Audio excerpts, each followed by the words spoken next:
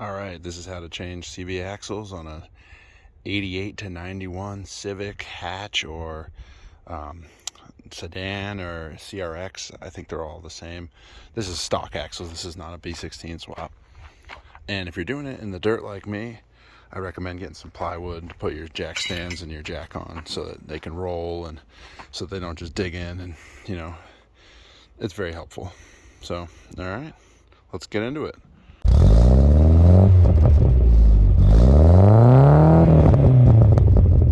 One piece of information that's really handy is that all axles on stock EF hatches with the D series are the same in America.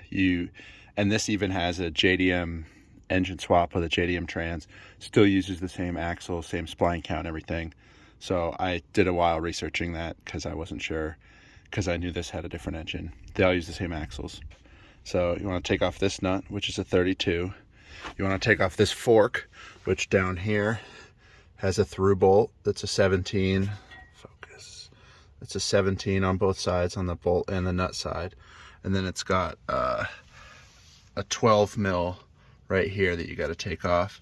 And this should just slide off of the shock.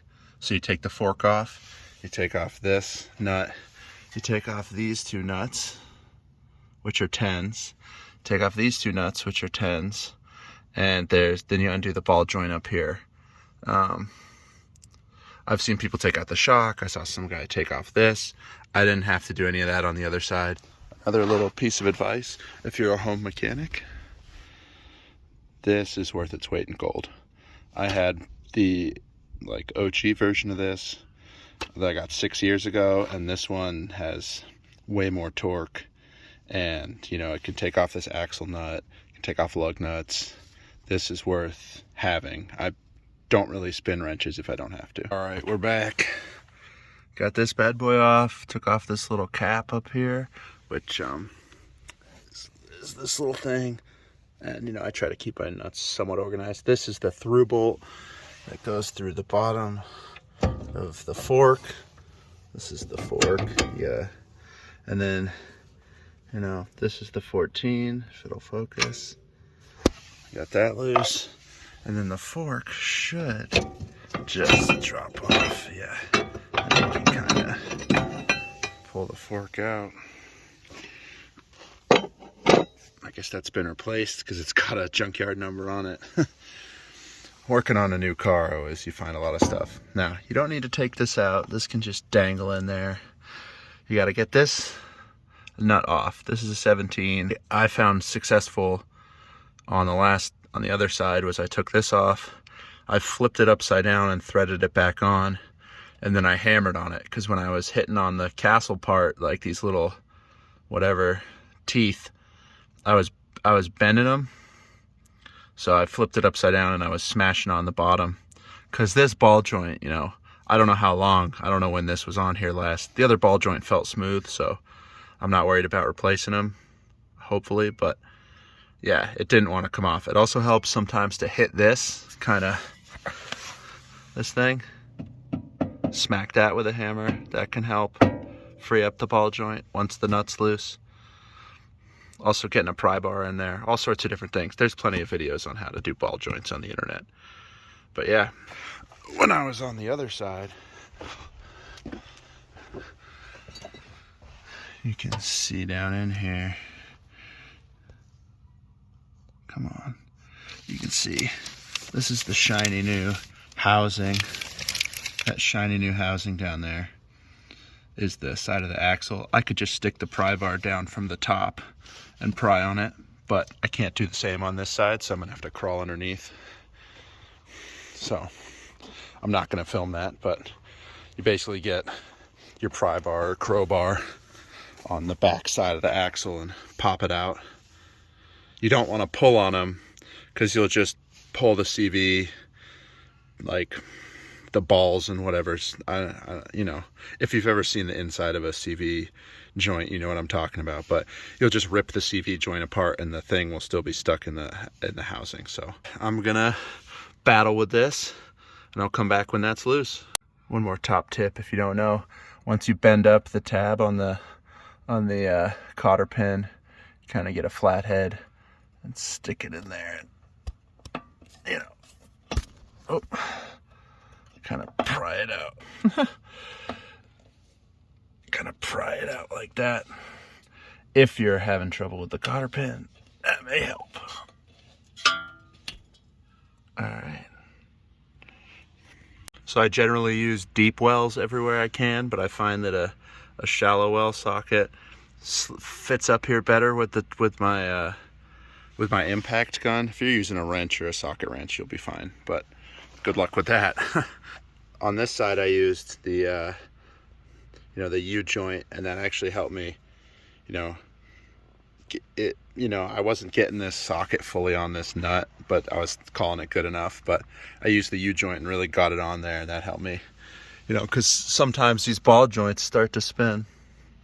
This one also feels good, a little crunchier, but sometimes these ball joints start to spin, and that doesn't, allow for the nut to come off. So you just try to spin the gun faster than the nut.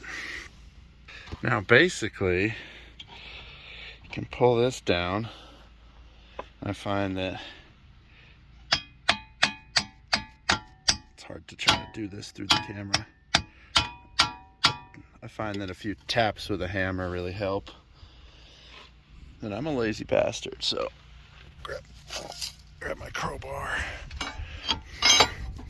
A few taps with a hammer, and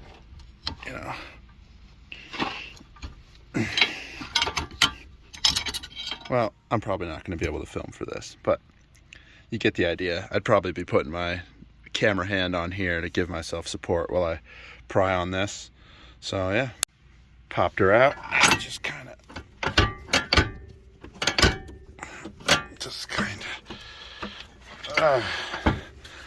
just like that. I don't know. Taking this brake line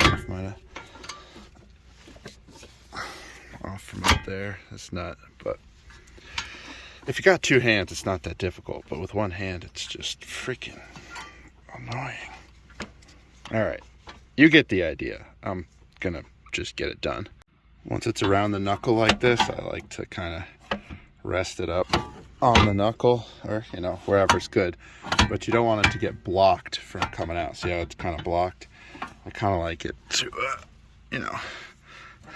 have the, like, that's probably good. It's just nice that if it can move this way. So one more crucial piece of advice before you throw away that old CV axle: put it up against the new one. Make sure the length of the spline seems equal. This collar looks right. Just make sure. If some little differences, like this got a divot, this doesn't, that's fine. But the stuff where it engages mechanically, you want to make sure that's all, the lengths are about equal. This stuff looks good out here. Just because it says it's right on the internet, because I've seen sometimes these splines aren't the right length and they don't engage in the transmission. And if you have an open diff, then it's like, why isn't my car moving? Because it's only spinning the side that's not engaged. Anyway, just compare your new parts with your old parts before you start putting the new parts in. Because sometimes it's super obvious that the new part isn't going to work, and you'll save yourself all that hassle. It's worth doing. So you can see that hole back in there. Put your new shaft in and just kind of stick this end in and spin it around until it feels like the splines engage. And then once you get it in, tap the other end with a hammer lightly, because there's this little, there's this little clip on this end that needs to pop in. So slid this in on the inside, tapped it till I felt it kind of click in. And then, I crawled under and made sure everything was flush before I kept going. Then I, reversed that like bendy process and slipped it through here. Just put this nut on finger tight. Put these nuts on finger tight. If you're putting stuff on finger tight, don't forget that it's finger tight. I put the fork back on, but I didn't put in this 14 mil up top.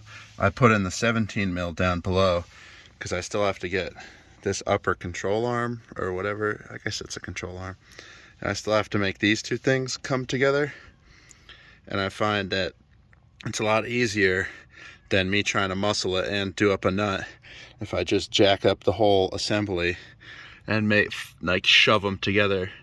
And a side benefit is that when I'm jacking up the whole assembly, this gap here will get closed because the spring will be under compression, and that's when I'll put in this 14. So I find you kind of gotta press this down because it naturally wants to be up a little higher, and you gotta kind of pull this out because as you're jacking on the outside here, it wants to tip everything in. And now you can put in that 14 nut because you see that gap is closed up here on the fork, so you can put that in. But I would get this nut on first. All right, got this nut back on. It was a lot easier than the other side. I don't know why.